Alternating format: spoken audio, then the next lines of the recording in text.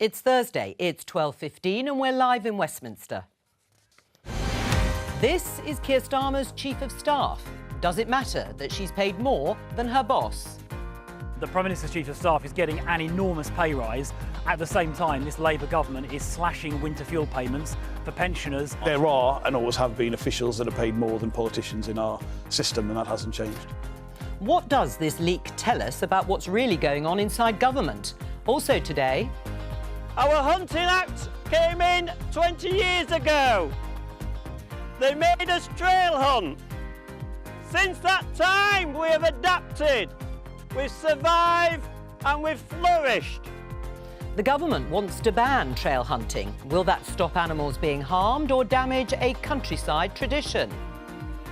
I don't know. I haven't got a clue. And should politicians say that more often? With me today, Kim McGuinness, Labour Mayor of the North East, the Conservative peer and former Minister, Lord Bethell, Taj Ali, a journalist and author, and Telegraph columnist, Madeline Grant. This is Politics Live.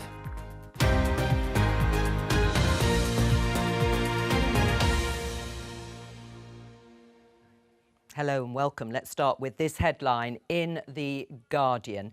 Rachel Reeves, the Chancellor, is to replace number 11 paintings with art of or by women. Yes, she is setting out to replace the current and existing artworks. And as I say, they're going to be replaced by or of women. She, of course, is the first female Chancellor. Kim, is it really a priority for the Chancellor to be changing the artworks in number 11? I think this is great news. I was there last night and it was a were you? really uplifting event. Huge numbers of women there, business leaders, politicians, talking about how we close the gender pay gap, how we invest as much in women-led businesses as male-led businesses, and that would contribute over 200 billion to the economy. Sometimes you have to force these things. The walls are covered in men. We've got the first female Chancellor ever. Let's just, get with the times. I think it's brilliant. Well, Keir Starmer, of course, a few weeks ago, I think, had a portrait of Margaret Thatcher, female Prime Minister, taken out of his office and moved elsewhere in number 10. Who should be on the walls of number 10 and 11? Well, I think Kim is right. This is a really uplifting gesture. I strongly support it. I was sad Starmer got rid of Thatcher. We shouldn't disown her memory.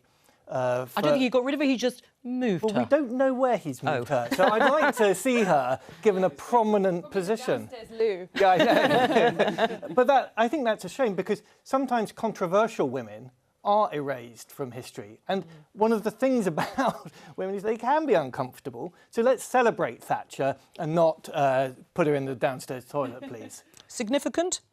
I think, fair play to Rachel Reeves. I think what would be more significant is, as the first woman Chancellor, standing up for working class women, some of the pensioners that are going to be impacted by the cuts to winter fuel payments, some of the working class women being impacted by the two-child benefit limit.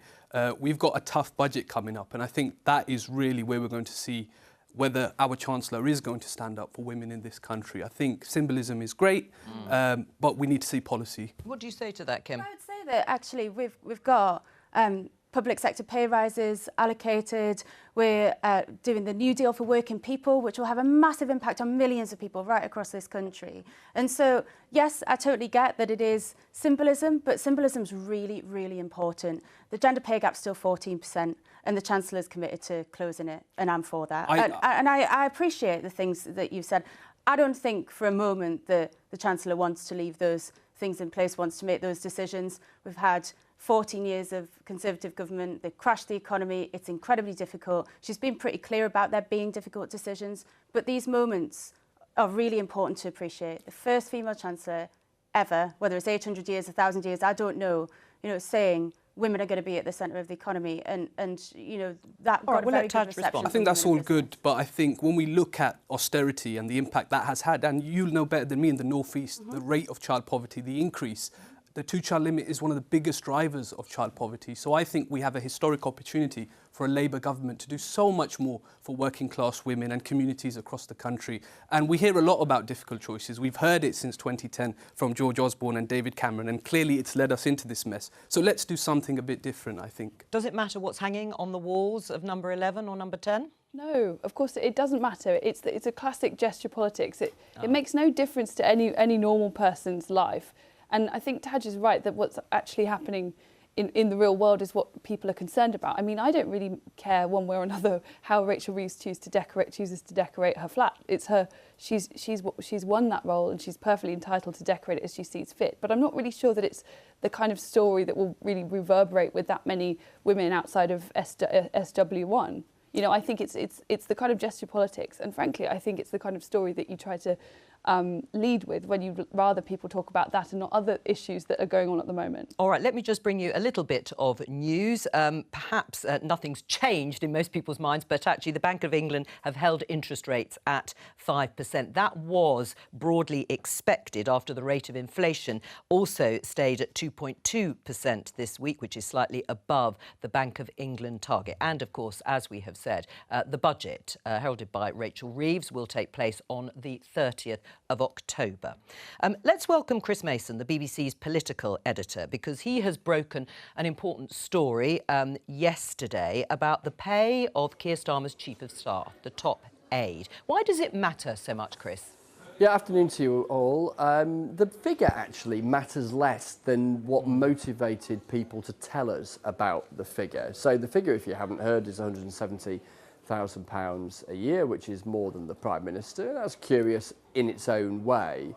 But let me explain how I got to this story. We had a tip-off a few days ago with this particular figure, wrapped in a sense that there was real annoyance, not just at the figure, but a sense of Sue Gray's influence, undue influence, as some people believe, and just a sort of general irritation. Also an irritation from some at a more junior rank that they, in their view, are inadequately paid. And we've spent a few days verifying it, cross-checking it, seeking alternative independent sources, which we did, getting a real sense of the breadth of the anger, the depth of the anger for some that there is in Sue Gray, and then we presented what we had to the government, and they weren't able to take issue with the central tenets of what we were saying. And there's a context here, Joe. There's been briefing about Sue Gray into plenty of newspapers for quite a while, so this isn't isolated. It's been going on for some time. I should say there are loads in government who think Sue Gray is great, including in previous governments when she worked as a senior civil servant as opposed to a party political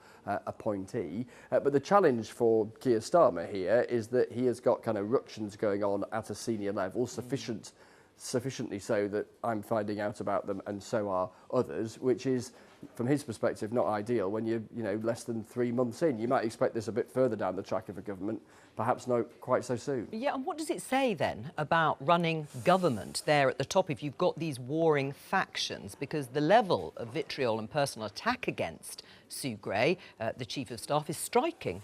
Yeah, it says it's blooming hard, I think, and I think anybody who's been in that kind of situation professionally, regardless of party politics, would say that. I mean, not least because the nature of how Westminster works and the scrutiny that governments and oppositions get is that there always is a kind of emergency handle to crank if you feel particularly aggrieved about something, which is to start leaking stuff to people like me. And I'm always open to hearing people's and that's very generous thoughts, of you, of course, just in the spirit of public service. If we think it is telling our audiences, Politics Live viewers and others, something about what's going on in government, which is obviously a big part of my job. But yeah, at the heart of this is a challenge for the Prime Minister to try and stop this, to try and resolve these grumbles, fair or otherwise. Perception is reality in this sort of thing. You can have an argument about whether someone's grumble is reasonable or not, but if it's a grumble, it's a grumble. And if it motivates things like leaks to journalists, etc., and paints a picture, which we're getting of that kind of row bubbling, then that's an issue if you're a leader that you need to kind of try and put a stop to. Chris Mason, thank you very much for joining us today. I mean, Kim, on that, does Keir Starmer need to get a grip of this? Well, I'm going to steal two of Madeleine's lines, actually. Oh. And I'm going to two of them. First of all, I think that this is the most Westminster-centric story ever. We need to be getting on with the job. And but can you? When we're chatting about, who's mates with who in Westminster and who's annoyed with who about leaking what, and it's just, it is mad, and it's a total distraction. it's the sort of headline that you put out when you don't want to talk about all of the things that are going on. This is a government that's getting on with the job. We've got legislation going through on buses, on trains, on English devolution, on green energy. The agenda is moving really quickly. Well, James, it's one of the biggest jobs. Is it a Westminster story? Britain. Kim's kind of got a point, but I just remind everyone that we have a highly, highly centralised country, and every decision that happens in this country goes over those desks. So the way in which that tiny unit at the middle of Downing Street is organised is critically important in the UK, and this is not a good sign. Secondly, attacks on the Chief of Staff are really attacks on the leader, but veiled. And it is odd to me that she is being attacked in this way. What is it that Keir Starmer is doing to attract this kind of hostility? Is there some kind of void, some kind of mission vision void that he has failed to fill?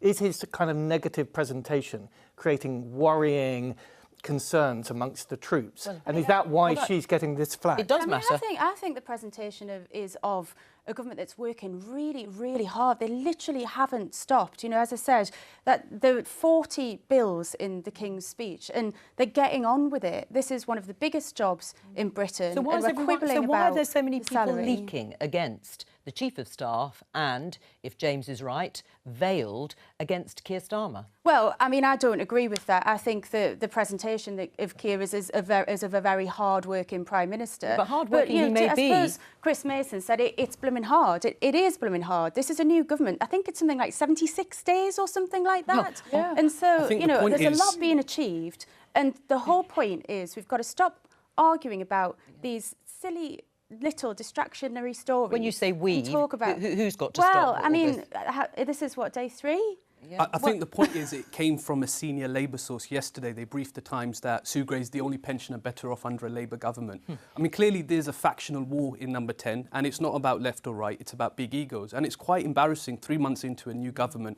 People forget that the Conservative Party were decimated in the previous election because of Partygate, because of this perception of sleaze and cronyism. And of course, Sue Gray wrote the report. Exactly, Partygate. and I think voters want something different. They want grown-up government, and this is an example of that. It took Boris Johnson and his Svengali Dominic Cummings at least a year, I think, to get to this point. Yeah. Is Taj right that actually the claims by Keir Starmer to be different, to get rid of the psychodrama under the Conservatives, and people will look at this and think, are you the same? Well, I think it's always a big mistake for people in public life to occupy a very sanctimonious position and to constantly moralise and claim the moral high ground, which is exactly what Keir Starmer and his team have consistently done. To the point of, it's not uncommon, and I know because I've probably spent more time directly watching Keir Starmer than any normal individual whose job it was not to follow them around and sketch them. He often will put his hand on his heart, like when he's talking about, I'm different, my father was a toolmaker, he'll kind of put his hand on his chest and swell. There's been something rather pompous about the way that he's tried to consistently assert that he is better and different. And in fact, it leaves you very open to the kind of attacks that we're now seeing. And I would say that to Jim's point about there being, this is an obvious mistake to fall into. I think it's the way it appears to the general public. You have to be extremely careful, particularly right after you have just taken winter fuel payment away for a lot of not wealthy pensioners as well as some wealthy pensioners, that you're not seen to be occupying that one rule for them, another rule for us thing that we've already seen has been so pertinent and so dangerous. But these salaries aren't set by the Prime Minister. They're not set by Sue Gray. They're set by committees. They're not. One of the leaks alleges he hasn't made a decision to pay. I suppose this is we're also talking about the broader, some of the other things to do with the clothes and the freebies and all that kind of cronyism. I think this is all part of the broader story now. But the thing with the Sue Gray story that is interesting is that I think it's been briefed that she was offered the chance to have a slightly lower salary, just to be slightly less than the Prime Minister to avoid this negative story. And it's been denied. That has been never denied. Never believe anything until it's been officially denied. But is it actually denied. about the money? Just to add another point to this, if you look at the civil service, we know that senior civil servants have had a 22% real terms pay cut since 2010. So it does seem that there might be more to this story than just big egos. It might be that there are civil servants who feel that they are being underpaid. And we know that there's been a recruitment issue in the civil service for a long time now. So I think that's also something that needs to be looked at as well. But it's hardly surprising that there are power struggles and that there are factions vying for the attention of the Prime Minister and wanting to have their priorities put to the top of the political agenda. 'Twas ever thus. It's always like that in Downing Street. It's a really heady place to work or to visit. There are big egos. And in fact, the Prime Minister wants there to be big characters who can deflect some of the incoming hassle and to take on a lot of responsibility, but trying to juggle that balance between empowering the people that you trust, but not letting them step in like an Alistair Campbell or a Steve Hilton or a Dom Cummings into some kind of ego trap is very difficult. This salary thing, I do think is very significant. I've run plenty of businesses. I have sometimes paid people junior to me more money than I was paying myself. It's never turned out well. Right. I mean, does it matter in terms of Sue Gray earning £3,000 more than the Prime Minister? It's totally normal. Across politics, pretty much all of the senior civil servants, the people who, they all earn more than the politicians that they work for. We all get used to that, and it is normal. This is one of the most experienced women in Whitehall. That's what we're talking about. One of the most experienced women in Whitehall, doing one of the most important jobs in the country, getting on with the job. And for people who come from where I live, you know, the furthest English region away from Westminster, your point about over-centralisation, you know, we're trying to change that. This government's trying to change that. All they're looking at and thinking is, why are we having an argument about what somebody gets paid in number 10? You are right that the CEO of HS2 is paid a phenomenal amount because they are a chief very executives of chief councils. executive. That's right. Or the chief executive of the NHS is paid more than the Secretary of State for Health, for sure. But for your own chief of staff to be paid £3,000 more than you are is really odd. She's running Downing Street. I just think that it's just. Yeah, Starmer was doing that. It's just. He's running the government. But this, you know, it is just, honestly, from my point of view, where I'm sat, wanting to devolve more power into the regions to get more stuff done for people. Well, this is just a Westminster bubble thing. All right. Well, you would say that, I suppose. Let's move on and talk about something the government pledged to do in its manifesto, which is ban trail hunting. You saw the pictures there in the headlines. Now, over the weekend, thousands across the countryside gathered for National Trail Hunting Day to show support for their sport. You can see some pictures here from that event. We're joined by George Bowyer of the British Hound Sports Association, which is responsible for setting standards and rules for registered hunts to adhere to. George, tell us, who don't know, what is trail hunting? Trail hunting is something that we've started doing since the ban on hunting live quarry came in. There's always been drag hunting. Drag hunting is an equestrian activity, and the idea is to lay a trail or a drag that goes from jump to jump to jump as quickly as possible, and the hounds are actually fairly cosmetic in that. In trail hunting, and this is the big difference, we actually lay the trail as a simulation of hunting a mounted quarry. So the person laying the trail will be using the same tactics that a mounted quarry was using to try and evade the huntsman and the hounds. And the interest of hunting has always been in watching the huntsman work his hounds. And a lot of people say, oh, that's not interesting, that can't be what you want. But that's why the BBC televised One Man and His Dog for 20-odd years. Some people are interested in that. Right. So the real difference between trail hunting and drag hunting is the drag layer is trying not to lose the hounds, and the trail layer is trying to lose the hounds. The government says that even with trail hunting in the way you've described it, animals are still being killed. What do you say to that? Sorry, you faded out there.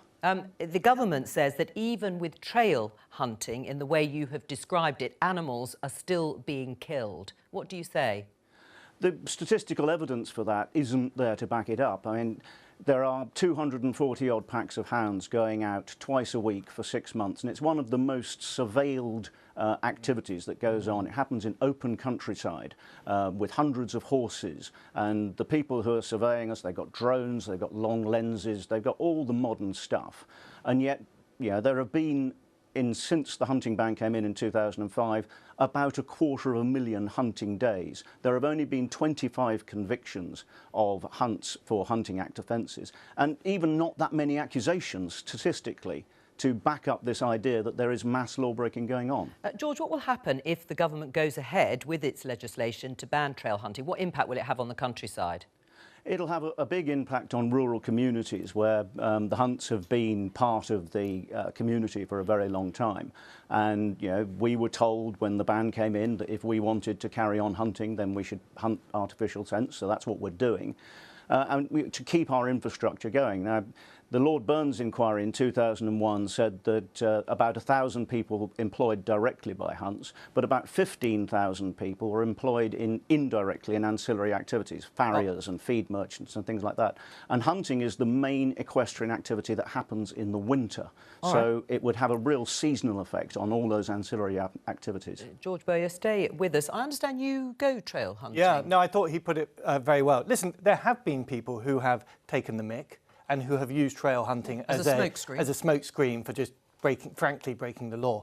But the number of those people is small and they have faded away.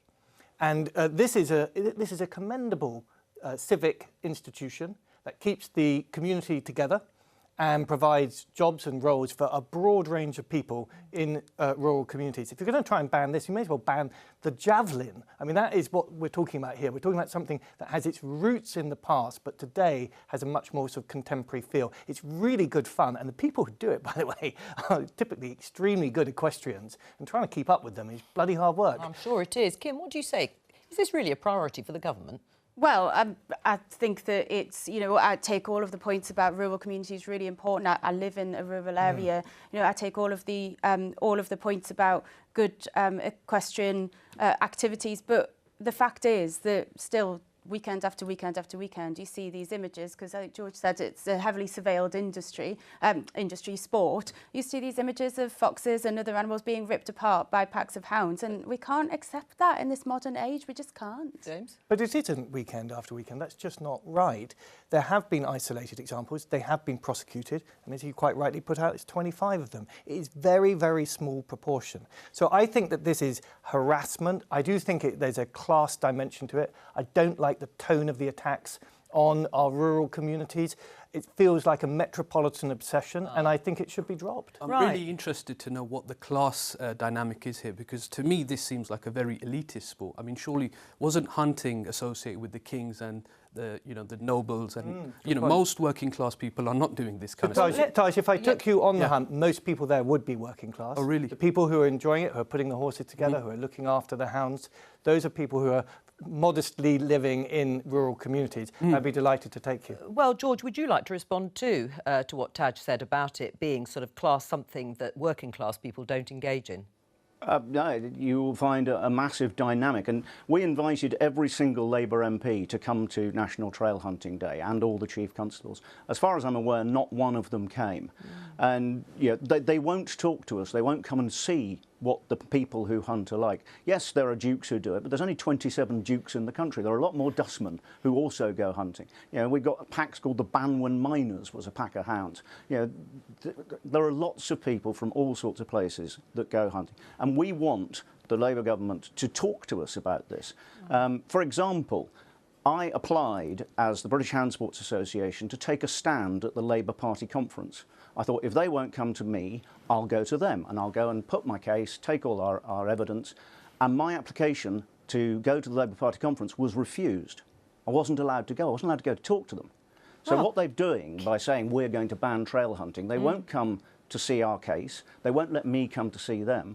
They've already decided that we're all guilty. 20, 30,000 people. We're all guilty. We can't be trusted. Right. We're prejudged. And if you prejudge us, that's prejudice. Well, we've got a Labour mayor. Would you go and meet the association? Would you go and talk to George and see exactly what goes on? I mean, I'll talk to I'll talk to anybody. Most people. Anybody. I'll talk to anybody. But I will talk to anybody. But do you maintain the point? I know you're saying it's not weekend after weekend. Actually, I have been contacted fairly frequently by people with really horrendous images of you know, hounds ripping foxes apart. I think engagement's important. Right. And so was you it a know, mistake and I do not to think accept a stall going ahead to that's the Labour Party? definitely not a decision that I get to make. It's not even a decision I get a say in. Decision, but it does sound like nobody is open to even talking about it within Labour. I think someone would have to ask the Labour Party about why that happened, and you know, I don't know why that happened, but you know, engagement's important, but I think you do have to manage these, you know, really challenging issues, and the fact is that we still see far too many of those images. Madeline? One thing I would say is that, you know, undoubtedly there has been some abuse, but that is already illegal under current law. So surely the solution is to actually impose the existing law rather than bring in a whole raft of new laws that may penalise perfectly legitimate activity.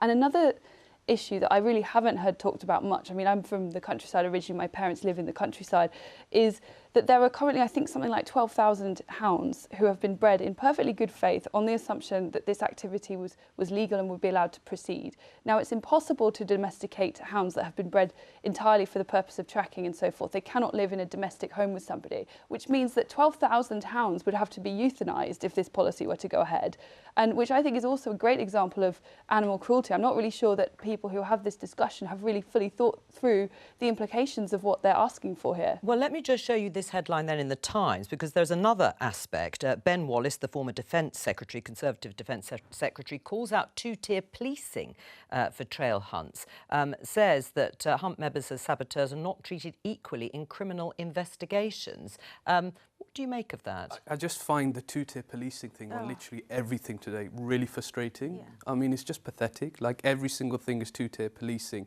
Every decision that right-wing people disagree with when it comes to criminal justice is now two-tier. And I think we just need sensible and grown-up conversations on this and any other issue. I agree with that. I mean, I was previously a police and crime commissioner. I've never seen any example of anything that looks anything like two-tier policing. I think the police, without fear or favour, enforce the law. Right. Sometimes they haven't got enough resources to enforce it as often as they'd like, and that is a fact. But nobody is making a decision on the basis of what they do or don't like, or the politics of it, what laws they are and aren't. Do you recognise that description of Ben Wallace? Have you been out trail hunting? What I would listen, I have the utmost respect for our police. What I do recognise is people from cities turning up in the country and not really being very familiar with how people do things, and causing a lot of hurt feelings. So saboteurs who coach loads of saboteurs, paid daily fees in order to be there, trying to disrupt hunts that are going about their business in a peaceful, lawful way. He's deliberately creating a confrontation that I think is very regretful. But are they treated equally, both hunt saboteurs and those out on the hunt? I think the police do a really good job of trying to walk the line in these difficult circumstances. I personally would like to see those confrontations avoided. George?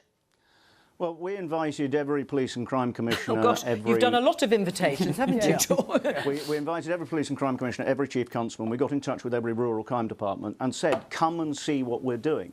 And the thing is, you've got... You know, the local police work really hard, and a lot of our hunts have got very good relationships with the local police. But we said to them, come and see what we're doing, what you can guarantee is an absolutely dead straight trail hunt. See what that is, and then when someone comes to you later and says, I think they are hunting illegal, you'll at least have seen the difference.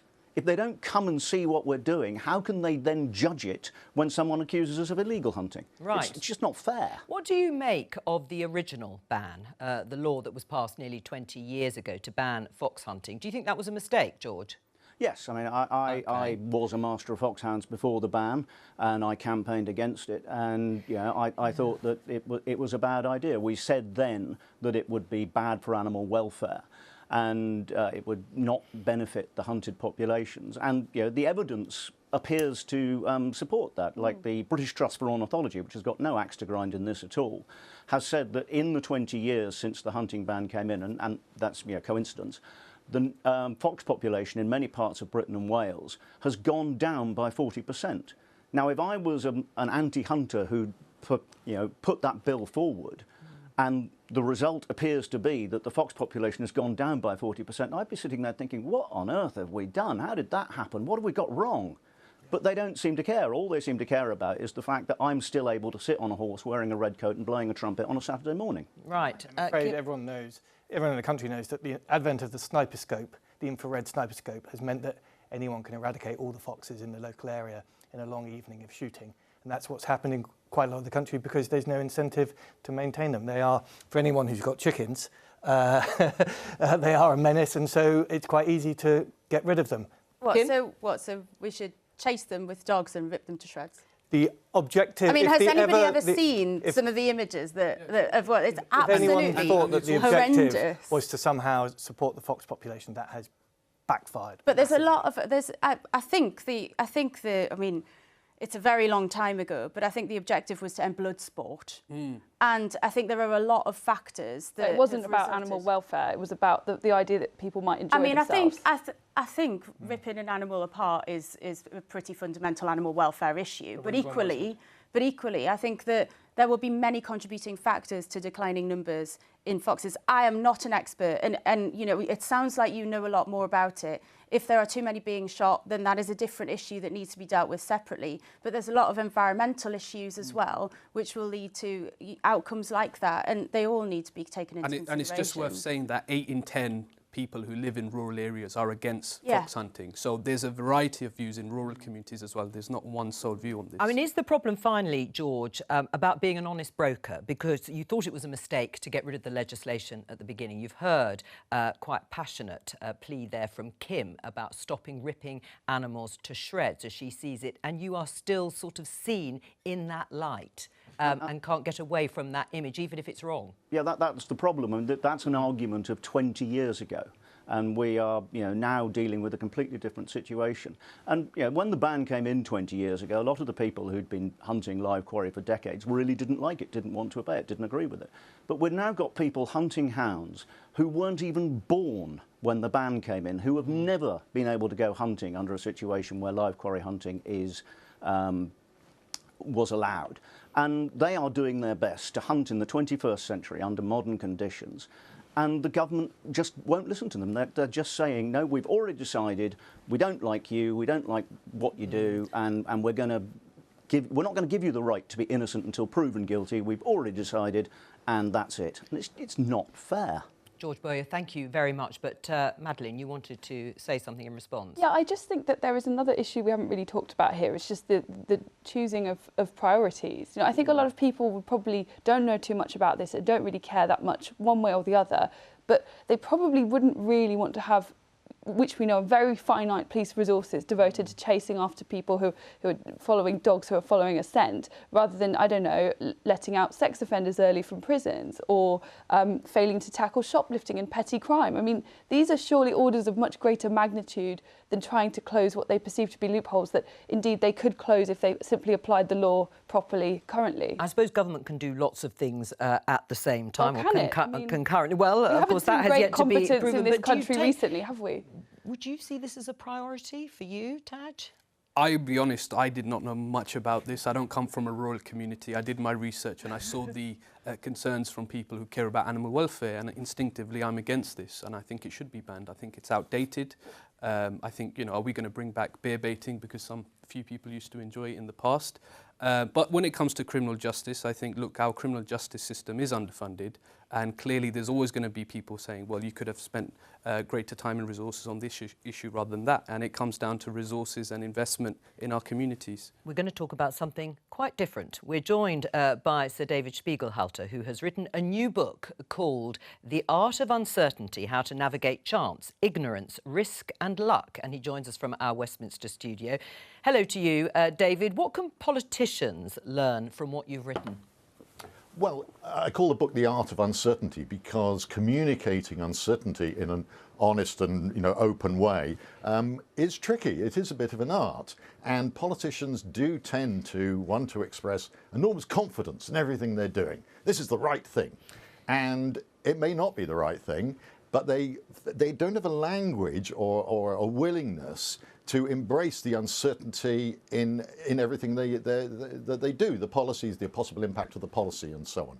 And I realise that's part of being a politician, is to present a very confident front. Yes. And so what I argue in the book, though, is that there are ways to be able to modify that, to have some humility, and that actually can increase the trust of the audience. Right, well, in the spirit of your book and what you have just said, we have found some examples of where politicians have been uncertain. Let's take a look.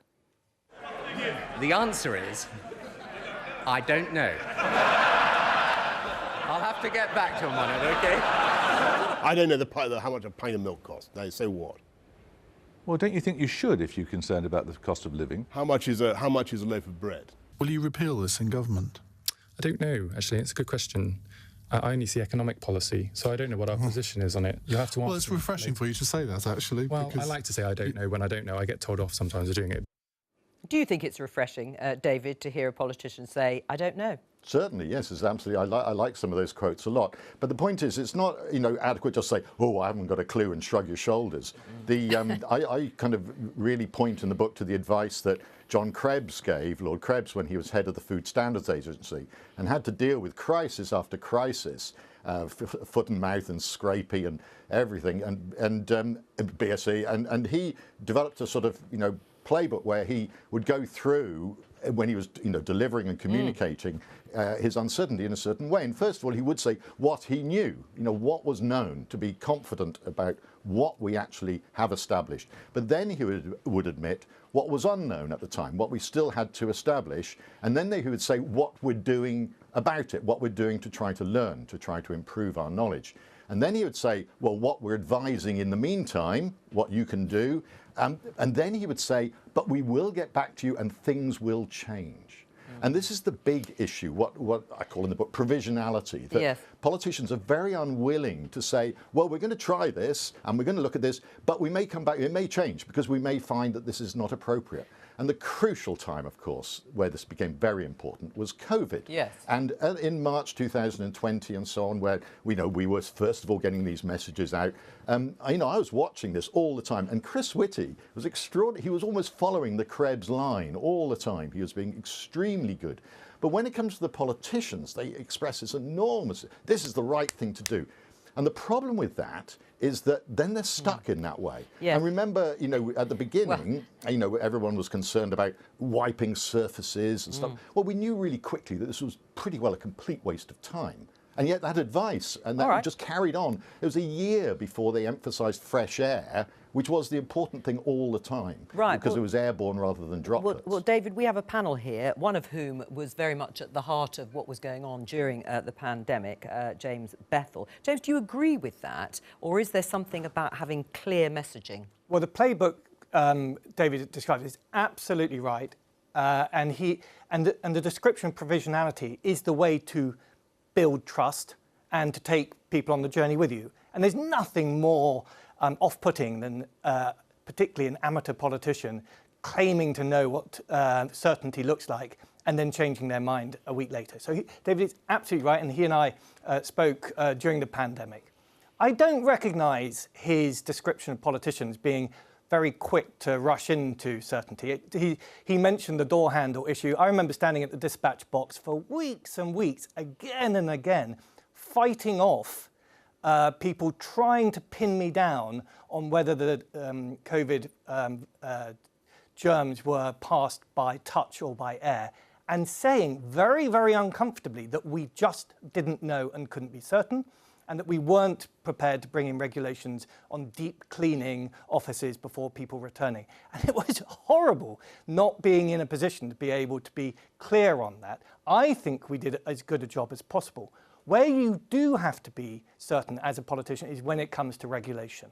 And there the British public they don't want you to be provisional. They don't want you to be like, here's a range of options. Oh. They want you to be clear. And time and again, when we tried to be kind of like a bit sort of guidance-based or ambiguous, we ran into trouble and people came back to us and said, we need just to know what the tram lines are. But when we were clear, they preferred it. Now, and sometimes that meant that we had to change it. But I definitely think it is the role of politicians, ultimately, when it comes to sanctions and measures that have some kind of legal basis, to be as certain and clear as possible. David? Yeah, I think it's absolutely reasonable, and I admire that the humility that he expressed there when he was standing in the dispatch box. But the problem is, I think, when it comes to the regulation, is how good the evidence is behind what's being claimed. Yes, but at some point you have to call it. That's what politicians have to do. A decision has to be made, and you have to be firm and say, that's it. But in order to be trustworthy when you're doing that, you should be absolutely clear about why you are saying that.